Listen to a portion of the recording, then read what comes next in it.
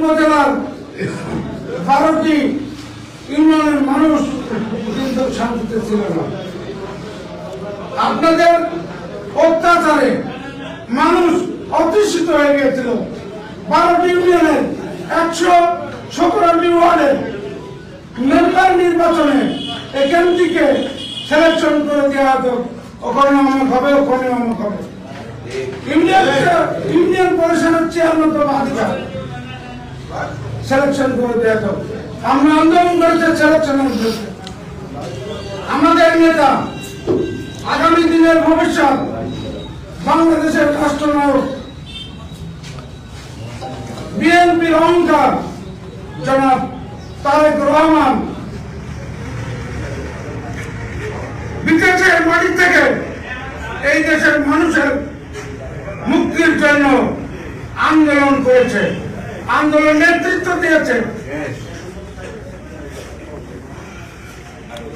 গত সংসদ নির্বাচনে 7 দিন আগে আমাদের স্কাইপে আমাদের সাথে বক্তব্য দিয়েছিলেন।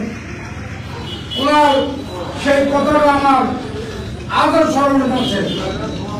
উনি বলছেন আপনারা আন্দোলনের সফল, আন্দোলনের সার্থক, কিন্তু কত পার্সেন্ট? আমরা আন্দোলনের সার্থক হয়েছি 50%, বাকি কত?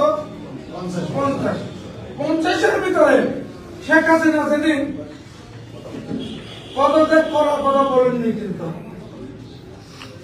বলেছিল শেখ হাসিনা যেদিন দেশ ছেড়ে পড়াবে সেই দিন সফল হবে 25%। আর 25% যতদিন দল করবেন, যতদিন বেঁচে থাকবেন, ততদিন এই 25% এই দেশের মানুষের জন্য আপনাদের আন্দোলন করতে হবে। সেই দিন কিন্তু আমার মাথায় একটা কথা ছিল না যে পদত্যাগ করবে, তাই বলে দেশ ছেড়ে চলে যাবে কেন? উনি জানতেন কি হবে। আমাদের বর্ষের নেতা, আমাদের মিরপুর ভেড়ামারার উন্নয়নের প্রতি বারবার আপনাদের ভোটে নির্বাচিত সাবেক সংসদ সদস্য অধ্যাপক শহীদুল ইসলাম নির্বাচনের পরে বারবার একটি কথাই বলতো যে রমজান এই সরকার কিন্তু 1 বছরের একদিনও কিন্তু যাবে না এই সরকার।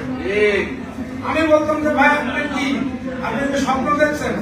বলতে স্বপ্ন না, বাস্তবায়ন অধ্যাপক শহীদুল ইসলামের নাম বলতে আল্লাহর অশেষ রহমতে কিন্তু 1 বছর লাগেনি। বিদায় রাত্রি আছে কয়দিন পর? 6 মাস 7 বছর মধ্যে পদত্যাগ করেন নাই। কিন্তু যারা তারেক রহমান বলেছিল পালিয়ে যাবো, ঠিক পালিয়ে গেছে।